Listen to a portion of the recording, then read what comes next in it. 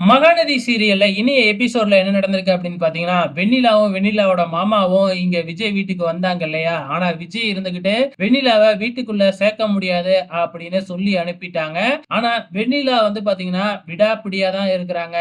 மறுநாள் காலையில இங்க கோயில்ல வந்து பார்த்தீங்கன்னா, கல்யாண கோலத்துல வெண்ணிலா காத்துக்கிட்டு இருக்கிறாங்க. உடனே மீடியாலாம் அங்க ஒடியாந்து வந்து பார்த்தீங்கன்னா, வெண்ணிலா கிட்ட பேட்டி எடுக்க ஆரம்பிச்சுட்டாங்க. "நீங்க பண்றது நியாயமா? அவங்களுக்கு தான் ஏற்கனவே கல்யாணம் ஆயிடுச்சுல. நீங்க மொறப்படி டைவர்ஸ் கூட இன்னும் அவங்க வாங்கவே இல்ல. அதுக்குள்ள 2வது கல்யாணம் பண்றதே சட்டப்படி தப்பாச்சே!" அப்படின்னு சொல்றாங்க. அவங்க பண்ணிக்கிட்டதே கான்ட்ராக்ட் மேரேஜ் தான் 1 வருஷத்துக்கு. ஸோ கான்ட்ராக்ட்டே முடிஞ்சிடுச்சு. இப்ப அவங்களுக்கு கல்யாணம் நடந்ததே செல்லாது அப்படிங்கிற மாதிரி வெண்ணிலா இந்த பக்கம் பேட்டி குடுத்துக்கிட்டு இருக்கிறாங்க.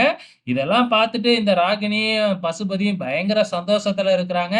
இங்க டிவியில வீட்ல காவேரியோட வீட்ல எல்லாருமே பார்த்துக்கிட்டு இருக்கிறாங்க. ஆனா காவேரி இத பத்திலாம் கொஞ்சம் கூட கண்டுக்கவே இல்ல. அவங்க பாட்டுக்கு இட்லிய வட்டியில போட்டு தொட்டு தொட்டு சாப்பிட்டுட்டு வேலைக்கு கிளம்பி போய்க்கிட்டு இருக்கிறாங்க.